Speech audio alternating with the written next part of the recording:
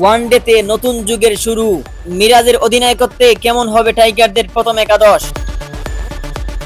প্রথমবার পূর্ণ দায়িত্ব মাঠে নামছে মেহেদী হাসান মিরাজ। শ্রীলঙ্কার বিপক্ষে ম্যাচ দিয়েই শুরু তার নেতৃত্বের নতুন অধ্যায়। ওপেনিং পজিশনে জটলা, তামিম জুনিয়র, লিটন, নাইম, পারভেজ এই চারজনের মধ্য থেকে বাছাই করতে হবে দুই ওপেনার। মিডল অর্ডারের অভিজ্ঞতা ও তারুণ্যের মিশেল,